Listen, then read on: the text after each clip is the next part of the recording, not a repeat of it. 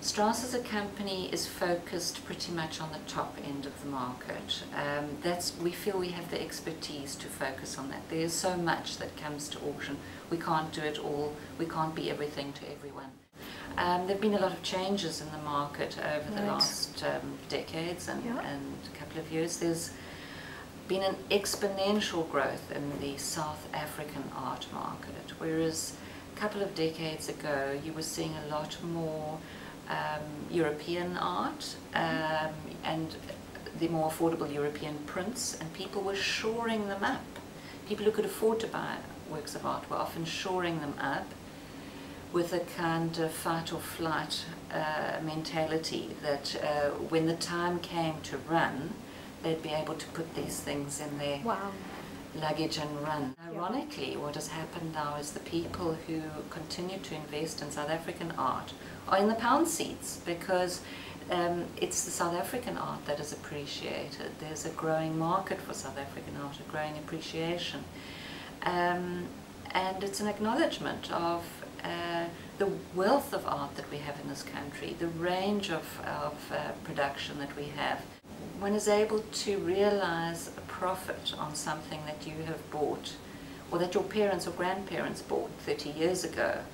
And the stories I've heard are just incredible, where they weren't necessarily bought by wealthy people. There were school teachers who put aside a rand or two a month, and they would send them to various dealers like Schweikert in Pretoria, and he would contact them when they had enough rands to buy something, and he would phone them and say, you now have so many rands, you can buy a Pierneef or you can buy a Maggie Loubser, and they would take his advice and they would buy that, and it stayed in the family. And those items are the items that are now selling really well, that are coming to auction and selling really well. You can't really buy something in the retail world where you've got a 30, 40, 50, 60% markup on the item.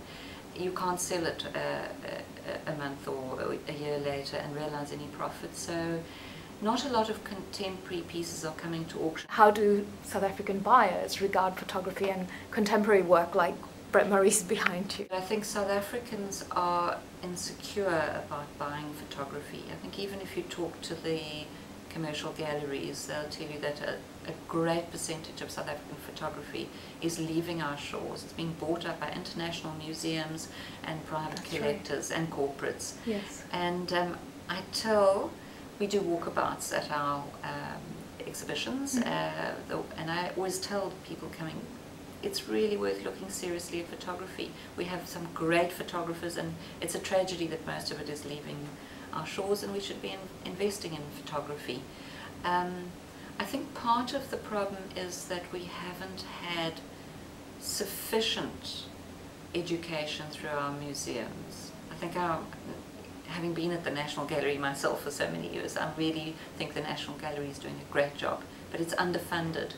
There's no museum of contemporary art. We need more museums and more educational activities.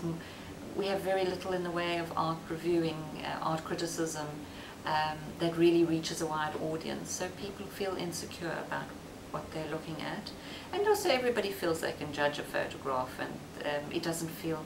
The South African market is still led by paintings. And I'm certainly punting photography. I'm certainly punting contemporary art.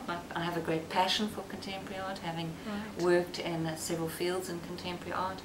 And so I see a great part of my mission is to make contemporary art accessible to people coming to auction, to make it fun, to explain why it's exciting, and to take the threat out of it, to make it...